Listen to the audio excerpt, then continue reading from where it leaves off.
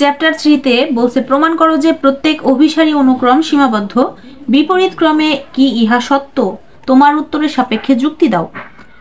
তো প্রথমেই যেহেতু এখানে প্রত্যেক অভিসারী অনুক্রম সীমাবদ্ধ, এটা আমাদের প্রথমে প্রমাণ করতে হবে, তারপরে বিপরীত ক্রমে যেটা ওইটা পরে প্রমাণ করব। তো এই অংশের জন্য আমরা প্রথমে লিখব ধরি একটি অভিসারী অনুক্রম xn। এই চিহ্নটা হচ্ছে অনুক্রম চিহ্ন, এটা দ্বারা অনুক্রম চিহ্ন বোঝায়। আর xn অনুক্রমের সীমা ধরবো l, যেহেতু আমাদের সীমাবদ্ধ প্রমাণ করতে হবে। তো একটা অভিসারী অনুক্রম আমরা xn নিলাম, xn এর একটা সীমা নিলাম l। প্রত্যেক এই সীমা শব্দটা থাকলেই, মানে অনুক্রমের ক্ষেত্রে সীমা শব্দটা থাকলেই আমাদের প্রত্যেক ইপসাইলন ইজ গ্রেটার দেন 0 এবং ধনাত্মক পূর্ণ সংখ্যা m বিদ্যমান থাকবে যেন, এই কথাটা লিখতেই হবে।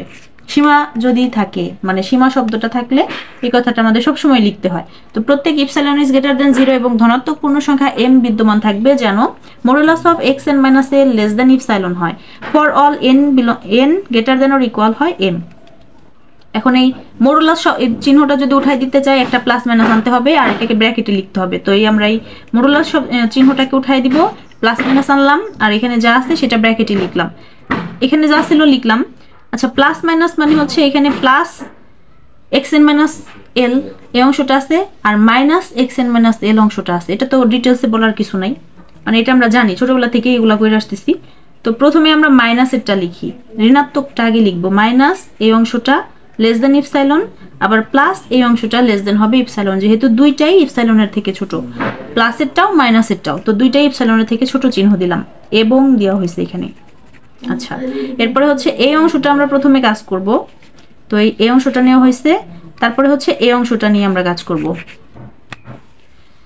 মাইনাস দ্বারা এখানে গুণ করে দেওয়া হয়েছে, মাইনাস xn মাইনাসে মাইনাসে প্লাস l হলো লেস দেন ইপসাইলন, আর এখানে যা আছে রাখা হইলো xn, মাইনাস xnটাকে রাখা হইলো, l কে ওই পাশে নেওয়া হয়েছে, প্লাস আসছিল মাইনাস হয়ে গেল। এখন মাইনাস দ্বারা যদি আমরা উভয় পাশে গুণ করে দেই, মানে এই মাইনাস চিহ্নটা ওঠানোর জন্য আমাদের তো xn এর মান লাগবে, তো xn থাকলো মাইনাস দ্বারা গুণ করে দিলে চিহ্নটা চেঞ্জ হয়ে গেল, লেস দেন ছিল গ্রেটার দেন হয়ে গেল। আর এটা মাইনাস যেহেতু গুণ করে দিতেছি, এটা আগে লিখলাম এটা পরে লিখলাম মাইনাস দিয়ে, এটা তো বোঝা গেছে মনে হয়। আর এরপরে এই অংশটার ক্ষেত্রে আমরা যা ছিল এখানে লেখা হয়েছে, এখন এইখান থেকে xnটা রাখা হয়েছে, lটাকে উপাশে নেওয়া যাওয়া হয়েছে, মাইনাস ছিল প্লাস হয়ে গেল, চিহ্ন কিন্তু সেম, এগুলো সব সেম চিহ্ন হবে। আর xn লেস দেন হইলো, এটা যেহেতু এখানে l আগে আসছে তো আমরা এখানে l আগে লিখবো, মাইনাস আসছে এখানে তো মাইনাস নাই প্লাস আসছে, তো আগে পরে লিখলে তো অসুবিধা নাই। তো lটাকে আগে লিখলাম, ইপসাইলনটাকে পরে লিখলাম। তো এখানে xnটা হচ্ছে এটার থেকে বড়, আবার এখানে xnটা হচ্ছে এটার থেকে ছোট, মানে একটার থেকে বড় আর একটার থেকে ছোট। তাহলে লেখা যায় মাইনাসেরটা আগে লিখলাম, এইটা ইজ লেস দেন হবে xn, ইজ লেস দেন হবে এই যে এটা, মানে এই অংশটা এখানে, আর এখানে তো xnটা এটার থেকে বড়, তাই xn বড় এটা ছোট, ছোট চিহ্ন দেওয়া হয়েছে। তো এইভাবে লেখা গেল। এখন ধরি আলফা সমান মিনিমাম একটা সেট দেওয়া আছে এখানে x1 x2 dot dot dot xn m minus 1 পর্যন্ত, আর এখানে লেখা হয়েছে মিনিমামের ক্ষেত্রে হবে l মাইনাস ইপসাইলন। এই যে আমরা দুইটা সীমা পাইছি, l মাইনাস ইপসাইলন আর হচ্ছে l প্লাস ইপসাইলন। মিনিমামের ক্ষেত্রে বা আলফার ক্ষেত্রে এটা, আর ম্যাক্সিমামের ক্ষেত্রে এটা দেওয়া হয়েছে, বাকি সব কিন্তু সেম, একটা মিনিমাম একটা ম্যাক্সিমাম, একটা মাইনাস একটা প্লাস। তো এটা আমরা ধরে নিছি alpha less than or equal xn is less than or equal হচ্ছে বিটা। তো যেহেতু xn এর সীমা আসছে, এটা হচ্ছে নিম্ন সীমা এটা ঊর্ধ্ব সীমা, তার মানে লেখা যায় xn অনুক্রমটা সীমায়িত। তো আমাদের প্রথম অংশ প্রমাণ হয়ে গেল যে এটা সীমাবদ্ধ বা সীমায়িত।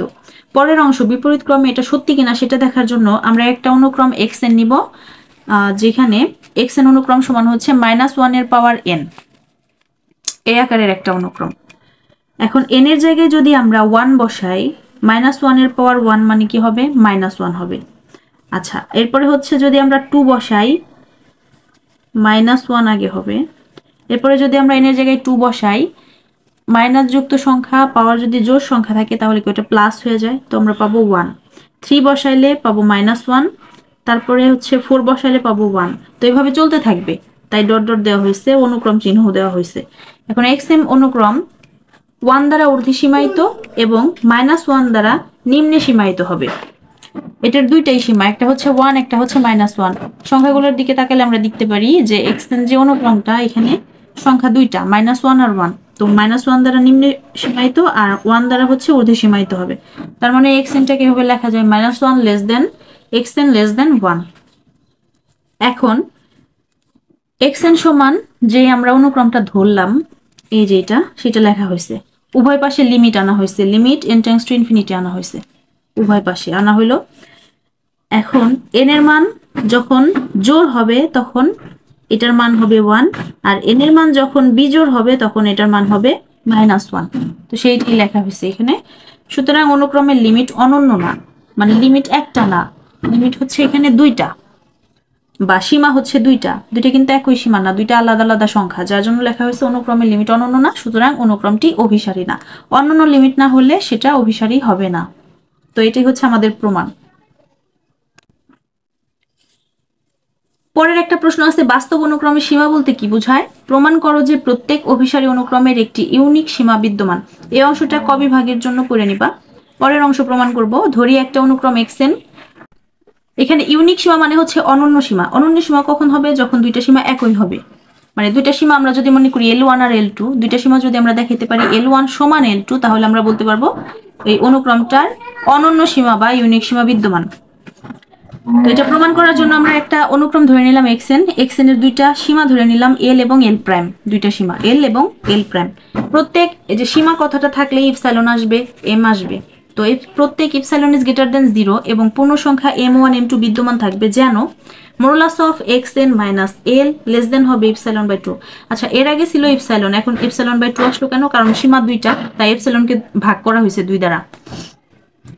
দুই দ্বারা ভাগ করে একটা অংশ এটার সাথে দেওয়া হবে, আরেকটা মানে এল সীমার জন্য দেওয়া হবে, আরেকটা হচ্ছে এল প্রাইম সীমার জন্য দেওয়া হবে। তো xn minus L modulus of এটা লেস দেন হলো epsilon by 2 for all m is greater than or equal হবে m1। আচ্ছা, প্রথম l1 বা l এর জন্য হচ্ছে m1 আর l প্রাইমের জন্য হবে m2। তো এটা লেখা হলো, এবং আরেকটা সীমা l প্রাইম, তো আমরা লিখবো xn মাইনাস l প্রাইম বা modulus of xn minus l prime less than হবে ইপসাইলন বাই 2। ওই যে ভাগ করে দেওয়া হয়েছে, ওকে অর্ধেক ওকে অর্ধেক। এখানে n is greater than or equal হবে m2।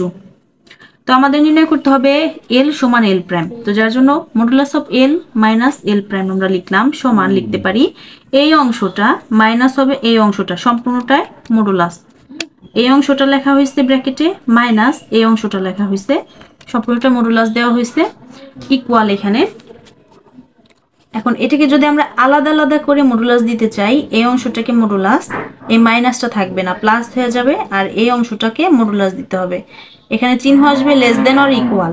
এখন এইটা মানে হচ্ছে কি ইপসাইলন বাই 2, তো এটার জায়গায় ইপসাইলন বাই 2 লেখা যায়।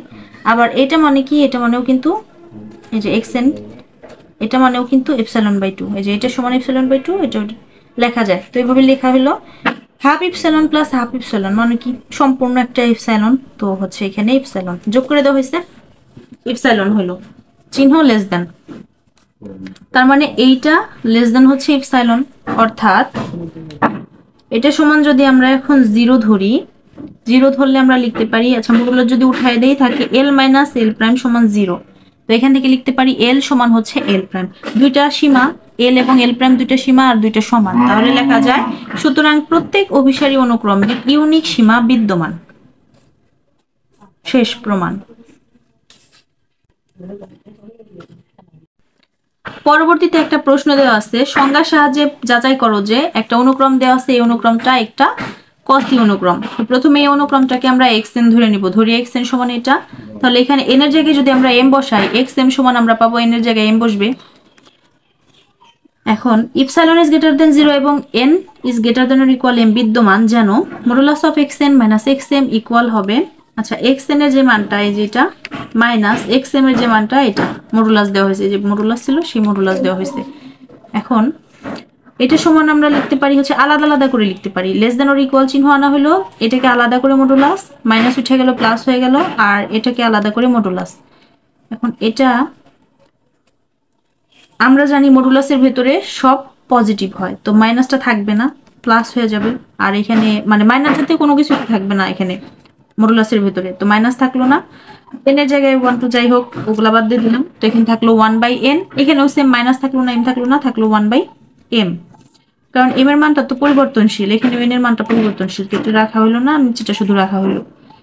এখন আমরা শুরুতেই যে এখানে ধরে নিয়েছিলাম n is greater than or equal m, তো এটা যদি হয় তাহলে -1 বাই সরি 1/n ভাগ করে দিলে 1 দ্বারা 1/n চিহ্ন চেঞ্জ হয়ে যাবে, গ্রেটার দেন ছিল লেস দেন হয়ে যাবে, 1/m হবে।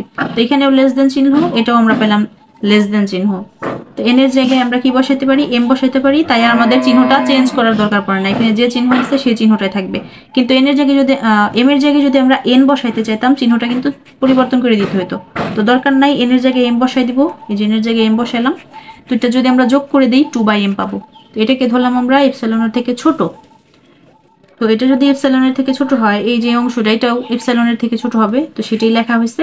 সুতরাং xn একটা কসি অনুক্রম, আর xn যদি কসি অনুক্রম হয়, যে অনুক্রমটা আমরা ধরলাম xn এর যে মানটা, এটাও একটা কসি অনুক্রম হবে। তো এই হচ্ছে আমাদের প্রমাণ। তো আশা করি বুঝতে পারছি।